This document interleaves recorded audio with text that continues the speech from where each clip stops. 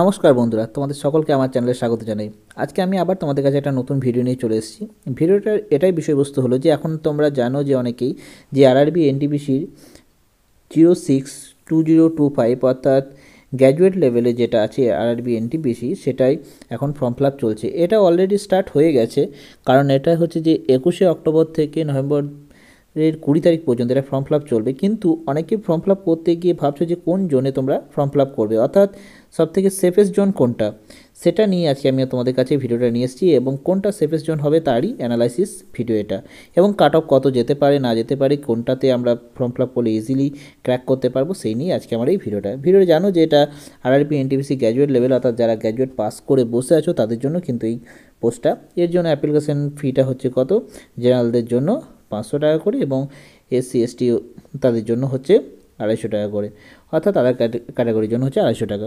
তার জন্য এই যে আরআরবি এনটিপিসি কথাটা বলছি গ্র্যাজুয়েট লেভেলে, তাদের সেফেস্ট জোনটা কী সেটাই তোমরা প্রথম থেকে লাস্ট পর্যন্ত দেখো, তাহলে তোমরা ইজিলি বুঝতে পারবে যে কোন জোনে অ্যাপ্লাই করলে আমরা ইজিলি ক্র্যাক করতে পারবো। তাই চলো প্রথমে দেরি না করে তাড়াতাড়ি শুরু করি।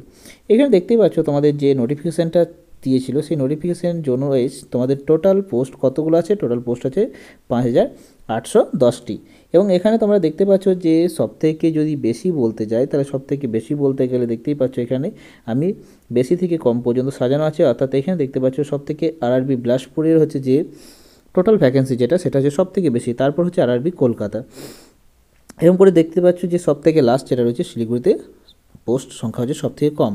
এবার একটা কথা বলি, আমরা নর্মালি যেটা করে থাকি যে যখনই দেখি পোস্ট বেশি আছে, চলো সেই দিকে কিন্তু আমরা অ্যাপ্লাই করে দিই।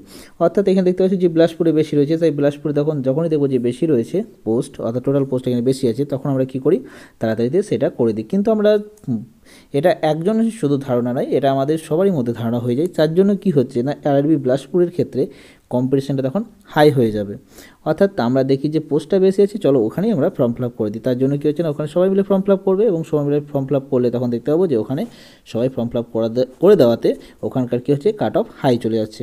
এখানে আরেকটা এবার বলি, এবার কিছু কিছু জোনের ক্ষেত্রে আমি পার্টিকুলারলি বলি, যেমন হচ্ছে আরআরবি কলকাতাতে জোন বেশি কি টোটাল পোস্ট সংখ্যা বেশি থাকলেও কি হয় না, এক্ষেত্রে আরআরবি কলকাতায় যারা কলকাতায় অলরেডি বাসিন্দা, যারা অলরেডি আগে থেকে কোচিং নিচ্ছে বা যারা পড়াশোনা করছে আগে থেকে, তারা কিন্তু এই কলকাতাকেই চয়েস করবে, অর্থাৎ তাদের নিজস্ব কাছাকাছি অর্থাৎ নিয়ারেস্ট জোন যেগুলো আছে সেগুলোতেই তারা কিন্তু চয়েস করবে। এবার কি আরআরবি যেমন কী কী আছে, আরআরবি রাঁচি আছে বা আরআরবি পাটনা আছে, তারা কি করে, এই রাঁচি বা পাটনার ক্ষেত্রে আমি কথাটা বলে রাখি, কারণ তারা নিজেদের জোনকে তারা নিজেরা পছন্দ করে, অর্থাৎ তারা সবসময় চায় যে তারা নিজেদের কাছাকাছিতে থাকার জন্য। তাই এইগুলোতে আমাদের ভরা মানে হচ্ছে কি হচ্ছে, নিজের রিস্কটা বাড়িয়ে দেওয়া। যদি ভাবো যে আমি কাট অফটা যাই হোক না কেন, অর্থাৎ আমি 75+ যদি আমি স্কোর করতে পারবো, সেইভাবে তুমি যদি চলাফেরা করো, তাহলে অবভিয়াসলি এই যে আরআরবি কলকাতা বলো বা পাটনা বলো বা তোমার রাঁচি বলো, এইসবগুলোতে তোমরা অ্যাপ্লাই করতে পারো। কারণ এখানে দেখতে পাচ্ছ আরআরবি কলকাতাতেও যেমন বেশি আছে, আরআরবি রাঁচিতেও কিন্তু বেশি আছে। এসব জোনের ক্ষেত্রে তারা নিজেরা নিজেদের জোনকে বেশি পছন্দ করে বা নিজেদের জোনকে বেছে নেয়। তাই এই দুটোতে পোস্ট বেশি থাকলেও কিন্তু এখানেও কিন্তু অ্যাপ্লিকেশান বেশি পড়বে, অর্থাৎ এখানে অর্থাৎ অ্যাপ্লাই অনেকেই করবে। তাই এই দুটো কিন্তু সেফেস্ট জোন না ধরাই ভালো। আরআরবি মুম্বাইয়ের ক্ষেত্রে অনেকের ক্ষেত্রে কী হয় না, এটা ক্ষেত্রে সেফেস্ট জোন এর আগের বারে ছিল ঠিকই, বাট কিন্তু যখন এখানে অলরেডি অনেকেই সেফেস্ট জোন বলে যখন ভিডিওগুলো আপলোড করে দেয়, তখন তারপরে দেখতে পাওয়া যায় যে আরআরবি মুম্বাইকে কিন্তু প্রচুর পরিমাণে অ্যাপ্লাই করে দেয়, যার জন্য এখানেও কিন্তু কাট অফ এবছর খুব হাই এসেছিলো। তার জন্য দেখতে পাচ্ছ যে এখানে যে দেখবো যে আমরা যে সবথেকে বেশি পোস্ট আছে বলে সেখানে অ্যাপ্লাই করবো, তাই এটা কখনোই করবো না।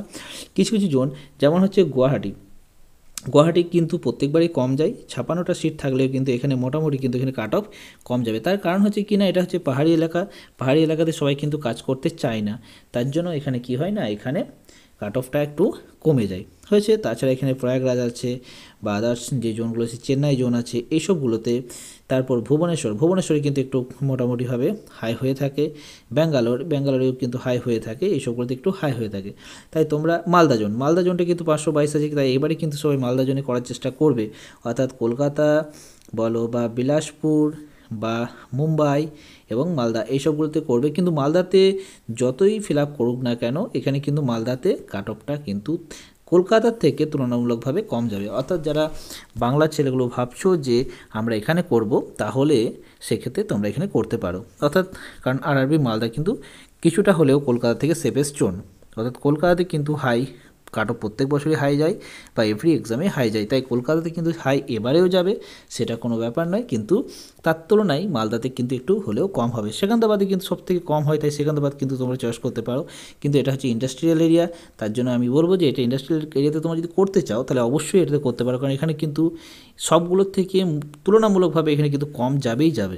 তাই সেকেন্দ্রাবাদ কিন্তু একটু তোমার সেফেস্ট জোন হিসেবে ধরতে পারো। তাছাড়া আদার্স যেগুলো ধরতে পারো, এখানে তোমার গুয়াহাটি তো আমি বললামই, গুয়াহাটিও সেফেস্ট জোন। পাটনা তো আমি বাদ দিয়েছি, কারণ পাটনা, রাঁচি, কলকাতা এগুলো হচ্ছে যে দাহ মানে হচ্ছে যে এগুলো কাট অফ হাই যাবে। অর্থাৎ যদি তুমি ভাবো যে আমি বেশি তুলতে পারবো তাহলে অবশ্যই করো। মুজাফরপুরও তাই, কিন্তু এটাও কিন্তু না করাই বেটার। শিলিগুড়ি কিন্তু করতে পারো, কারণ শিলিগুড়ি হচ্ছে যে তোমার কি এটা হিলি এরিয়া, যার জন্য তোমার এখানে হিলি এরিয়া হওয়ার জন্য কিন্তু এখানে মোটামুটিভাবে কাট অফ কম যাবে, তার জন্য কিন্তু এই শিলিগুড়িতেও করতে পারো।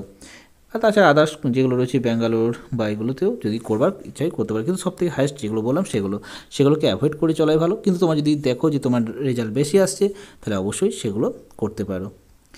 এর পরেও যদি তোমাদের কোনো শেপ জোন নিয়ে যদি কোনো কারণে কোনো কোশ্চেন থাকে, অবশ্যই করতে পারো। তোমরা যদি ভাবো যে কোন টপিকটা নিয়ে বেশি পড়াশোনা করলে বা কী করে করলে সহজে ক্র্যাক করতে পারো, সেসব নিয়েও যদি তোমরা কোশ্চেন থাকে তাহলে করতে পারো। আমি তোমাদেরকে আবার নতুন একটা ভিডিও দিয়ে দেবো, সেখান থেকে সেরকমভাবে যদি তোমরা পড়তে পারো তাহলে ইজিলি কিন্তু 75% বা 75+ কিন্তু পাওয়া যায়, এইটুকু আমি গ্যারান্টি দিয়ে বলতে পারি। কারণ আমার এটা নিজের অভিজ্ঞতাতে বলছি যে 75 কিন্তু ইজিলি পাওয়া যায়। যদি তুমি একটা সিস্টেমেটিকভাবে পড়াশোনা করো তাহলে অবশ্যই পাবে। তাই যদি তোমরা এরকম যদি জানতে চাও বা এরকম যদি রিলেটেড কোনো ভিডিও চাও, তাহলে অবশ্যই কমেন্ট করে জানিও, আমি তোমাদেরকে অবশ্যই একটা ভিডিও বানিয়ে দেবো। আমার ভিডিওটি যদি তোমাদের ভালো লেগে থাকে অবশ্যই লাইক, শেয়ার, কমেন্ট করে দিও, আর সঙ্গে সাবস্ক্রাইব করে দিও নতুন নতুন ভিডিও পেতে হলে। Thank you.